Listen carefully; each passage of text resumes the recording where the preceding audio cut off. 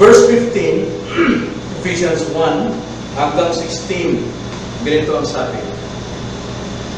Dahil dito sapagkat narinig ko rin naman ang inyong pananampalataya sa Panginoong Hesus at ang inyong pag-ibig sa lahat ng mga banal. Hindi ako tumigil ng pagpapasalamat para sa inyo na binabanggit kayo sa aking mga panalangin. Alam niyo, sa tuwing mananalangin si Pablo para sa mga taga-Efeso, punong-puno siya ng kagalakan sa kanila. Bakit kaya? Hindi niya talaga mapigilan na ipanalangin sila, ipamagitan sila sa Diyos, dahil lagi niyang naalala ang biyayang sumasa kanila. So ano yung nag-uudyok kay Pablo na ipanalangin ang kapatiran sa Ephesus ng may kagalakan? Mayroong dalawang katangian ang mga Kristiyano sa Ephesus, at ito ang nag-uudyok kay Pablo na ipanalangin sila. At ang katangian yun ay dalawa. Ito ay ang faith and love. So una, ang sabi ni Pablo rito, sapagkat narinig ko rin naman ang inyong pananampalataya sa Panginoong Hesus at ang inyong pag-ibig sa lahat ng mga banal. Narinig niya ang dalawang katangian ng mga Kristiyano rito. Sana ito rin ang marinig sa atin ng mga tao sa ating kapaligiran. Ang pananampalataya at ang pag-ibig. Now, hindi ito pananampalataya per se. Yung mayroon tayong angkin ng pananampalataya, mayroon tayong paniniwala, kundi ito tumutukoy sa kanilang pananampalataya sa ating Panginoong Hesus. Marami kasing umaangkin ngayong Kristiyano na sila may pananampalataya, pero saan at kanino? Pero sinabi ni Pablo, nagpapasalamat siya, narinig niya na ang kanilang pananampalataya ay kay Jesucristo. Now, sa nagmula ang kanilang pananampalataya, narinig nila ito sa pangangaral ni Pablo na si Kristo lamang ang kanilang tagapagligtas. Kaya inilatag ng mga taga-Efeso ang kanilang pananampalataya kay Jesus bilang kanilang tagapagligtas, Panginoon at tagapagligtas. At ganito rin, sa ganitong natanggap nila, ibinahagi din naman ang mabuting balita ito sa lahat ng mga taong kanilang makaharap. Kaya kumalat sa marami at sa malalayong lugar na panig ang kanilang pananampalataya. At tingnan sabi ni Pablo, narinig ko rin naman ang inyong pananampalataya sa Panginoong Jesus. Kumalat po ang pananampalataya ng mga Kristiyano ito. Alam niyo yung Ephesus, ito isa pong commercial city. At dahil ito'y komersyo na lugar o bayan, maraming mga tao ang nagpupunta rito para mamili at magbenta. Sari-sari sa lahat ng sulok ng Asia Minor, andyan lahat ang mga tao at naririnig nila ang pananampalataya ng mga taga-Efesos. Dahil wala silang tigil sa pagsishare ng magandang balita na kanilang natanggap. Kaya marami ngayon ang nakarinig at nakarating ito kay Pablo. Sa ating panahon, marami rin ngayon ang mga pananampalatayang may hina. May hina at mga duwag ng pananampalataya sa ating panahon. Ang pananampalataya nila hindi marinig. Hindi nalaman ng kanilang kapitbahay. Kahit mismo kamag-anak, hindi narinig mula sa kanila kung ano yung pananampalatayang pinahawakan nila. Diba? Marami sa ating ngayon, Kristiyano, pero yung kasambahay o sariling sambahayan, hindi marinig ang mabuting balita na tinanggap ng Kristiyano yun. Pero yung taga-Efesus talagang kumalat sa lahat ng dako hanggang sa narinig ito ni Pablo. Kaya ganun na lamang ang pasasalamat at pananalangin ni Pablo may kagalakan sa mga Kristiyano sa Efesus. Dahil yung kanilang pananampalataya, hindi lang basta per se na pananampalataya, kundi talagang kumakalat yung kanilang pananampalataya sa lahat ng tao sa iba't ibang dako ng Asia Menor. At hindi lang yun, narinig ni Pablo ang kanilang pag-ibig. Nasabi sa ating text, verse 15a, at narinig din niya ang inyong pag-ibig sa lahat ng mga banal. Hindi ako tumitigil ng pagpapasalamat para sa inyo na binabanggit kayo sa aking mga panalangin. Now, hindi lang pag-ibig nito ng lapi.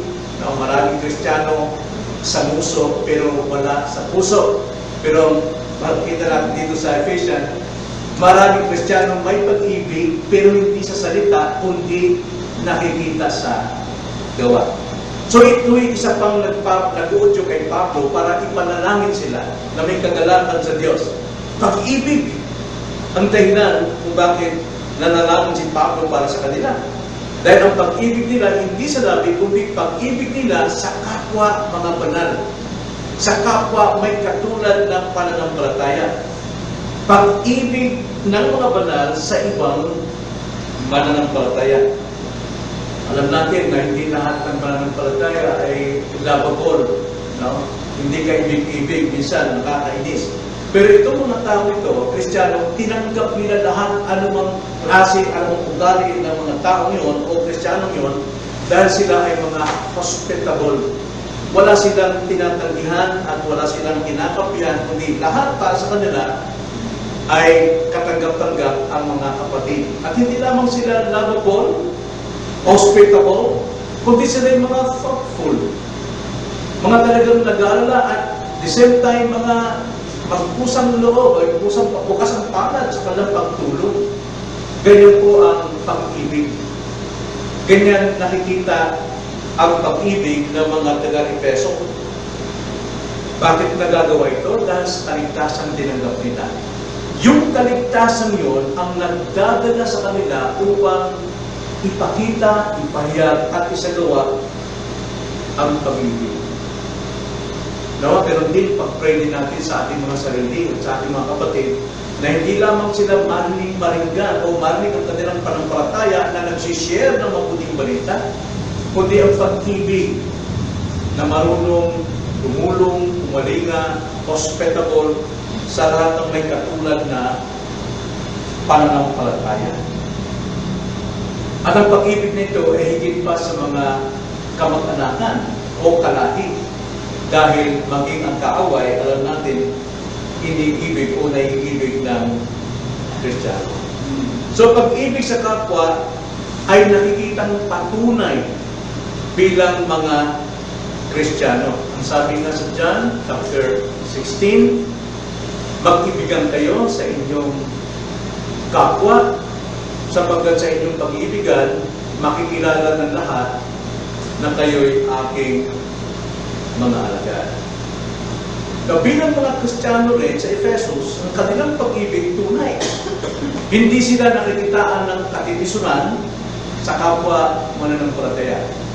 Hindi sila makikitaan ng anumang kapintasan para sila'y gayahin at tularan ang kanilang mga ginagawa.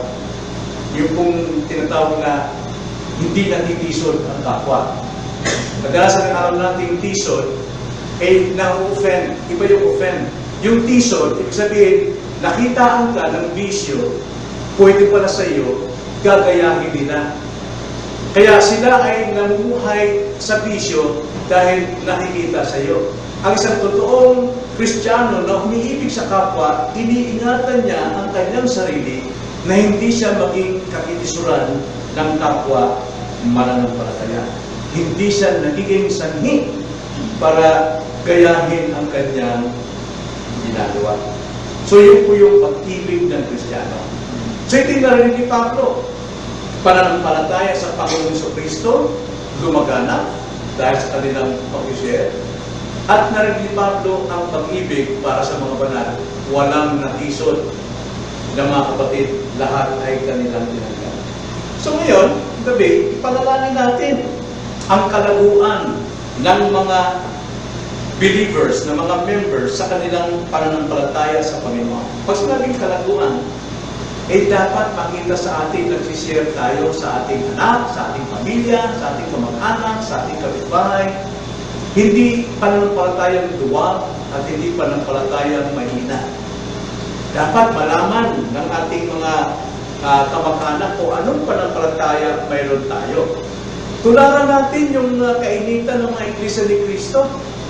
Talagang kantaran sila na pinagmamalaki nila kanilang pananampalataya. Pagkaman alam natin, natatawa tayo dyan. Pero tayo, hindi natin may pagmalaki yung ating pananampalataya sa ating kapwa.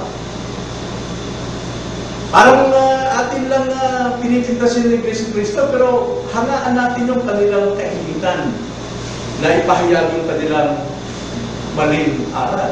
Tayo yung nasa totoo dapat. Pananampalataya natin kay Jesus ay dapat marinig ng marami. At ang pag-ibig din natin, ipanalangin din natin sa ating kapwa, sa atin din. Ngayong gabi, ipanalangin natin sa mga miyembro, sa ating mga kapatid, na sana pag-ibig natin ay hindi kakikisuran ng iba. Mabigat sabihin na tayo Kristiyano, tapos tayo yung dahilan para tularan yung ating mga ginagawang mali. No? Hindi pag-ibig yan. Kundi yan ay pagsulsol para sila ay tumalikod din sa pananampalataya. So dapat, tayo ay nagmamalasakit sa kapakanan ng iba. Pag sinabing may pag-ibig tayo, mayroon tayong pagmamalasakit sa iba. Di ba? Tulad halimbawa, medically, bawal ang manigarilyo. Ayon sa doktor yan. Pero walang pinagbuko sa Biblia na bawal ang manigarilyo. Kasi hindi kasama sa gospel yun.